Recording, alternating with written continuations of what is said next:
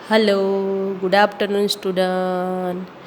हमने आगे के लेक्चर में फर्स्ट चैप्टर देखा चित्र के संग संग, और वो एक चित्रपाठ था। अब है सेकंड चैप्टर जो एक कविता है। तो कविता किसने लिखी है? राम नरेश त्रिपाठी ने। तो राम नरेश त्रिपाठी का जन्म 4 मार्च को 1889 को उत्तर प्रदेश में सुल्तानपुर ज़िले के कोइरीपुर गांव में हुआ था। उनका जन्म कहाँ हुआ था? उत्तर प्रदेश में सुल्तानपुर ज़िले के कोइरीपुर गांव में हुआ था।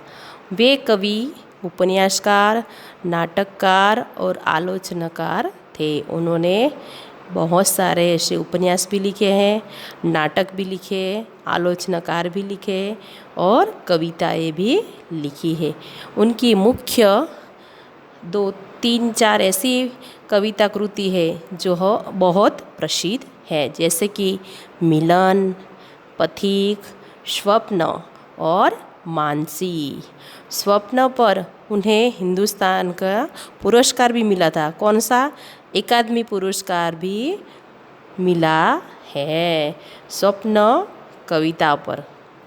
उनकी हे प्रभु आनंदाता ज्ञान हमको दे ऐसी प्रार्थना भी बहुत प्रसिद्ध है। उनका निधन 16 जनवरी 1992 को हुआ है। उनका निधन कब हुआ है? 1982 में। तो इस कविता में कवि ने एक सुबह का वर्णन किया है। बारिश होती है तो कैसी बारिश गिरती, रिमझिम बरसे पानी। तो बहुत ही अच्छा और सुंदर इस कविता में कवि ने वर्णन किया है। सुबह का वर्णन खुशबूदार होता है और प्रकृति में के कण कण में दर्शनीय होते हैं। रिमझिम बारिश में सुबह का दृश्य मनमोहक और आकर्षित होता है। प्रस्तुत कहानी में इसका सुंदर वर्णन किया गया है। तो आपको सुबह अच्छी लगती है? हाँ, सुबह मीन्स प्रातःकाल, ये तो प्रभात है ना। तो यहाँ पे सुबह का वर्णन किया है जो आपको बहुत अच्छा लगेगा। पर सबको सुबह बहुत अच्छी लगती है क्योंकि ठंडी ठंडी हवाएं चलती है ना। तो प्रकृति के सुंदर रूपों में सुबह की ताजगी भरे दृश्य इस प्यारे कविता में दिया है।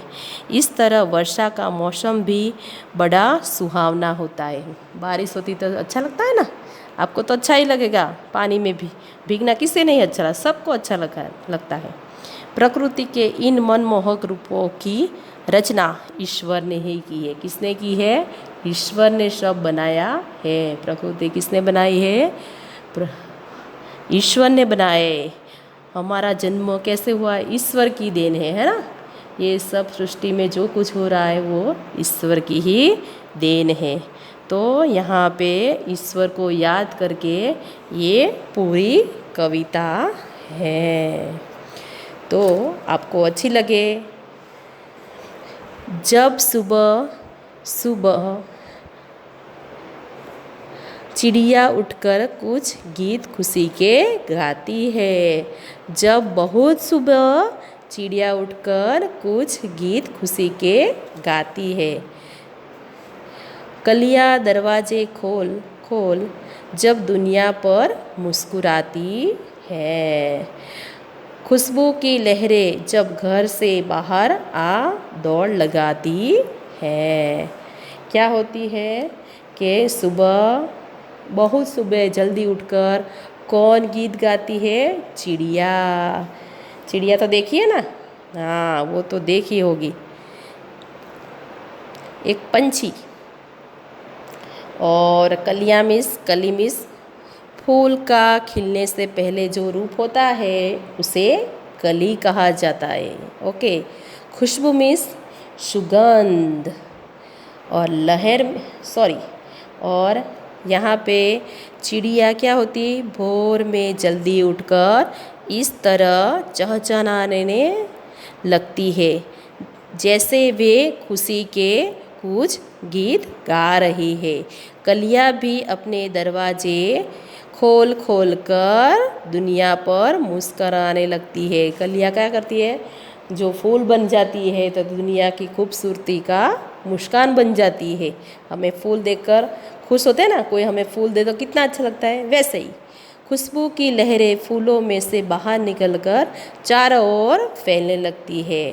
आपको पता है कि ऐसे भी बहुत सारे ऐसे फूल हैं जो सुबह जल्दी खिल जाते हैं और पूरी महक पूरे वातावरण में फैल जाती है। इस सृष्टि को रचाने वाले हे प्रभु, यह सब देखकर मुझे तुम्हारी याद आती है। जैसे फूल की सुगंध चारों ओर फैल जाती है तो कौन याद आता है, ईश्वर। कि ये सब किसकी देन है, जो वो चाहेगा। चिड़िया गाती है कुछ गीत, मीन्स चिड़िया गाती है, वो किसकी देन है, ईश्वर की। फूल खिलता है वो किसकी देन है, ईश्वर की। तो सारी धरती पर लहरें फैल जाती है फूलों की महक की, तो वो कौन देता है, ईश्वर। सब कुछ किसने दिया है, ये रचना किसने की है, ईश्वर ने की है ना। तो आपको सुबह अच्छी लगती है, सबको फूल अच्छे लगते हैं, हाँ लगते ही है ना। तो इस पोयम में पहले दिखा दिया है। तो अब देखो पेड़ पे चिड़िया है, तोते हैं, मोर है, सब गार्डन दिखाई दे रहा है, फ्लावर दिखा रहे थे। तो ये सब किसकी देन है, ईश्वर की। हे जग के सर्जनहार प्रभु, तब याद तुम्हारी आती है। नेक्स्ट पेज पे देखो, हे जग के सिरजनहार प्रभु, तब याद तुम्हारी आती है ना। ये सब किसकी देन है, ईश्वर की। चिड़िया गाती है खुशी के गीत, कलियाँ दरवाज़ा खोल खोल कर दुनिया में मुस्कुरा रही है, और खुशबू की लहर कहाँ घूम रही है, चारों ओर। तो ये सब किसने किया है, ईश्वर ने। सृजनहार मीन्स सृष्टि के रचना करने वाले ईश्वर। लहर में तरंग, झोंका, हवा का झोंका आया है ना। तो अब आगे देखो, जब छम छम बूंदे गिरती है, बिजली चमचम कर जाती है। क्या होता है, जब छम छम बूंदे गिरती है, बिजली चमचम कर जाती है। मैदानों में, वन बागों में जब हरियाली लहराती है। हरियाली मीन्स हरा भरा, बिजली मीन्स वो तो पता है। फिर वन मीन्स जंगल, बागों मीन्स उद्यान, है ना। बिजली कैसी चमकती है, चमकती है ना। तो जब वर्षा ऋतु में छम छम वर्षा की बूंदें गिरती है और चमचम करके बिजली चमकती है। जब मैदानों और वनों में और बागों में हरियाली लहराती है। जब ठंडी ठंडी हवा भी पता नहीं कहाँ से आती है। क्या होता है, ये वर्षा ऋतु में बूंदें कैसी गिरती है, छम छम, और बिजली कैसे चमकती है, चम चम। तो कैसा होता है, मैदानों और वनों में क्या फैला जाता है, हरियाली। अभी बारिश गिर रही है तो कितने पेड़ पौधे कितने हमें अच्छे लगते हैं। तो क्या होती है, बारिश गिरती है, ठंडा ठंडा हवा आती है ना। अपने आप ढेर सारी मस्ती उठाकर ले आती है। अपने आप हमें जैसे अच्छा सा पवन मीन्स हवा आए तो कितना अच्छा दिखता है। अभी गर्मी जैसे बहुत है ना, हम फैन चालू करें तो कितना अच्छा दिखता है। वैसी हवा क्या लाती है, मस्ती ढोड़ के आती है। यह सब देखकर हे सृष्टि के रचना करने वाले प्रभु, मुझे तुम्हारी याद आती है। क्या होता है कि जब ठंडी ठंडी हवा कहीं से मस्ती ढोर कर लाती है, हे जग के सृजनहार प्रभु, याद तुम्हारी आती है। जब बारिश गिरती है तब क्या होता है, ठंडी ठंडी हवा चलती है, वो हमें अच्छा अच्छा ठंडा ठंडा पवन देती है, तो हमें कितना अच्छा लगता है ना, सबको अच्छा लगता है। हे जगत के, हे दुनिया के सृजनहार प्रभु, तुम्हारी याद आती है। और क्या होता है पता है ना, बारिश गिरती है तो खेतों में और सब में अनाज किसान पैदा करता है। जो बारिश नहीं गिरे तो अनाज कहाँ से होगा, तो किससे होती है, बारिश से ही, है ना। हमारा भारत देश एक खेती प्रधान देश है, तो जब वर्षा ऋतु आती है तो सारे खेत खलियानों में क्या दिखाई दे रहा है, मस्त हरियाली दिखाई दे रही है ना। तो आपको ये पोयम कैसी लगी, अच्छी लगी ना।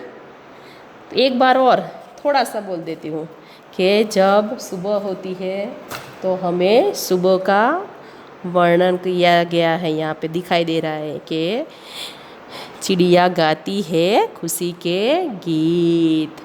देखो, और नेक्स्ट चित्र में कमल के फूल भी है, तालाब में फूल खिले हैं, ये किसकी देन है, ईश्वर की। दूसरे चित्र में देखो खेत दिखाई दे रहे, पेड़ दिखा रहे, बारिश गिर रही है, बिजली चमक रही है, वो किसकी देन है, ईश्वर की। तो यहाँ पे लास्ट में एक बच्चा है जो हाथ जोड़ के सूर्य के सामने खड़ा है, हे सृजनहार, ईश्वर को याद कर रहा है, प्रार्थना कर रहा है ना। आपको समझ में आई तो अच्छा है, नहीं तो स्कूल चालू होगी तब वापस करेंगे। तब अब नेक्स्ट पेज पे देखो, पेज नंबर 6, अभ्यास। तो अभ्यास में प्रश्नों के मौखिक उत्तर दीजिए, आपको उत्तर देना है। पर आज तो मैं ही दूंगी आपको आंसर, क्योंकि आप तो सामने है ही नहीं, तो कहाँ से मैं पूछूंगी आंसर, है ना। तो यहाँ पे सुबह होते ही क्या क्या होता है, कि सुबह होती है तो क्या क्या होता है। थोड़ी देर सोचो कि सुबह होती है तो क्या क्या होता है। मैं तो आंसर बोलूँगी, पर आप भी सोचो कि सुबह होते ही क्या क्या होता है। तो आंसर है, सुबह होते ही चिड़िया चहचहाने लगती है, कलियाँ खिलने लगती है ना। कलियाँ खिल जाती है तो क्या बन जाती है, फूल। और क्या होता है, खुशबू की लहरें फूलों से निकलकर चारों ओर फैल जाती है। जो कलियाँ खिल जाती है तब वो फूल बन जाता है, पर फूल में जो सुगंध रहती है, खुशबू रहती है, तो वो कहाँ लहराती है, बाहर वातावरण में फैल जाती है। इसीलिए वातावरण कितना अच्छा दिखता है, बहुत ही अच्छा दिखने लगता है। जो जल्दी उठो ना तो ये सब देखने को मिलता है, पर तो आराम से 8-9 बजे उठोगे आप तो थोड़ी दिखेगा इतनी सुबह अच्छी। रोज़ 6 बजे उठना, तब आपको बहुत अच्छा दिखेगा, लगेगा। चलो अब नेक्स्ट क्वेश्चन, मैदानों में हरियाली कब लहराती है, कि मैदानों में हरियाली कब लहराती है। मैंने बताया अभी कि खेतों में जब वर्षा रानी आती है, वर्षा ऋतु आती है, तब मैदानों में हरियाली छा जाती है ना। हाँ, तो फर्स्ट वाला आंसर आप कुछ भी लिख सकते हो, पर सेकंड वाला तो वर्षा ऋतु ही उसका आंसर आएगा, है ना। चलो नेक्स्ट, आपको प्रभु की याद कब आती है? कि आपको प्रभु की याद कब आती है? तो तारे, सूरज, चांद, सागर, पर्वत आदि प्रकृति क्या सुंदर और अद्भुत रूपों को देखकर मुझे प्रभु याद तुम्हारी आती है। ईश्वर ने क्या बनाया है? तारे, सूरज, चांद, पर्वत, सागर, सब कुछ किसने बनाया है? ईश्वर ने। तो ये सब हमें देखकर सुबह का सूरज निकलता है तो कितना अच्छा दिखता है। तो वो किसने बनाया है? ईश्वर ने। रात को चांद निकलता है, तारे निकलते हैं तो हमें अच्छा लगता है। तो वो किसने बनाया है? प्रभु ने, ईश्वर ने। सागर को देखकर हम घूमने के लिए जाते हो समुद्र पर, तो समुद्र किसने बनाया है? सागर किसने बनाए हैं? ईश्वर ने। जो ईश्वर सागर नहीं बनाता तो हम कैसे नहाते, है ना। और पर्वत, जैसे हमारा हिमालय पर्वत है, वो सब है, तो सब घूमने के लिए छुट्टियों में जाते हैं। तो वो किसकी देन है? ईश्वर की। तो ये सारा सृष्टि में जो कुछ है वो ईश्वर ने बनाया है। तो तब किसकी याद आती है? प्रभु की याद आती है हमें। आप घूमने के लिए जाते हो, अच्छा अच्छा देख कर आते हो, पर आपने कभी सोचा है ये किसने बनाया है? तो सोचो, तो किसने बनाया है? ईश्वर ने। नेक्स्ट, तुम सुबह में उठकर क्या क्या देखते हो? चलो बताओ। मैं बताती हूँ अपना, पर आप भी मुझे जब स्कूल में आओगे तो बताना पड़ेगा। तो मैं सुबह उठकर पूर्व दिशा में सूर्योदय को प्रणाम करती हूँ और नहा धो के इस सूरज को जल भी देती हूँ। हम पूजा करते हैं ना, तो वैसी पूजा भी मैं करती हूँ। और क्या देखती हूँ? चिड़िया चहचहाती है, वो भी देखती हूँ। और फूल है तो वो भी मैं सुबह उठकर देखती हूँ वो कैसे खिले रहते। और आजू बाजू वाले लोग अपने अपने काम में लग जाते हैं, वो भी देखती हूँ। पाठशाला जाने वाले स्टूडेंट को भी देखती हूँ, जो स्कूल में तैयार होके सुबह कितना अच्छा लगता है, सब तैयार उठ के स्वच्छ और सुंदर दिखते हैं सुबह में। और हमारे घर पहले कौन आता है? दूध वाला। तो हमारे घर दूध वाला आता है तो दूध लेते हैं। फिर अखबार वाला आता है तो वो अखबार लेते हैं। तो ये क्या है? सुबह उठकर हम देखते हैं। कोई दिया जलाता है तो कोई क्या करता है, कोई झाड़ू लगाता है, तो अपने अपने काम में मशगूल है। कोई ऑफिस जा रहा है, कोई कहीं पे जा रहा है, कोई घूमने के लिए जा रहा है ना। और बारिश होती है तो मैं सुबह में बारिश होती तो थोड़ी देर तो बारिश को देखती हूँ, उसका मज़ा लेती हूँ। उसके बाद ही मैं काम करना स्टार्ट करती हूँ। चलो, आपको ये कविता अच्छी लगी होगी, यही मेरी दुआ है कि अच्छी लगे आपको, है ना। तो अब वचन परिवर्तन मीन्स जिस शब्द से किसी संज्ञा की संख्या का पता चलता है उसे वचन कहते हैं। तो वचन परिवर्तन के वचन के दो भेद हैं, एक वचन और बहुवचन। तो एक वचन में शब्द के जिस रूप से एक ही वस्तु या व्यक्ति का बोध हो उसे एक वचन कहते हैं। और बहुवचन मीन्स शब्द के जिस रूप से अधिक वस्तुओं का व्यक्तियों का ज्ञान हो उसे बहुवचन कहते हैं। एक वचन समझ में आ गया कि शब्द के जिस रूप से एक ही वस्तु या व्यक्ति का बोध हो, एक ही, और बहुवचन में शब्द के जिस रूप से अधिक वस्तुओं का नहीं तो अधिक व्यक्ति का ज्ञान हो उसे बहुवचन कहते हैं। ओके, तो हमारे यहाँ चित्र को देखकर और वचन परिवर्तन कीजिए। तो एक वचन का बहुवचन करना है। तो एक वचन में क्या आएगा? लड़का, बहन, आँख, कलम, सखी, ऐसा एक वचन है। तो उसको बहुवचन करना है तो लड़का का लड़के, बहन का बहनें, आँख का आँखें, कलम का कलमें, मीन्स बहुत सारी, सखी का सखियाँ, है ना।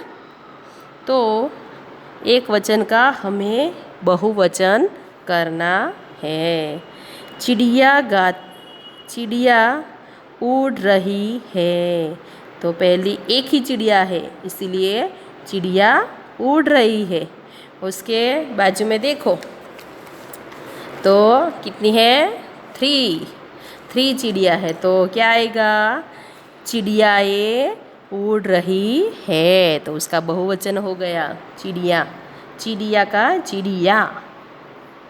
फिर नेक्स्ट है कली नहीं खिली है। कली मीन्स एक ही कली हुई, नहीं खिली तो वो एक वचन हुआ। तो यहाँ पे दूसरे बॉक्स में देखो 3 कलियाँ है। तो क्या आएगा? कलियाएँ नहीं खिली है। तो कलियाएँ क्या है? नहीं खिली, मतलब बहुवचन हो गया। कली का कलियाँ। नेक्स्ट है बूंद गिरती है। बूंद तो एक ही उसका मीनिंग होता है। तो बूंद मीन्स वो एक वचन हुआ, है ना। तो उसका बहुवचन क्या आएगा? बूंदे गिरती है। क्या हुआ? बूंदे गिरती है। अब नेक्स्ट देखो क्या दिखाई दे रहा है? दरवाज़ा। तो कितने हैं? एक ही है। तो दरवाज़ा खुला है। उसके बाजू में देखो 1 2 3। तो 3 दरवाजे हैं। तो क्या आएगा? दरवाजे खुले हैं। दरवाजे, इसका दरवाज़ा एक वचन का, बहुवचन का दरवाजे। फिर 5 नंबर है लड़की खेल रही है। तो एक ही लड़की दिखाई दे रही है ना। हाँ, तो यहाँ पे 1 2 3।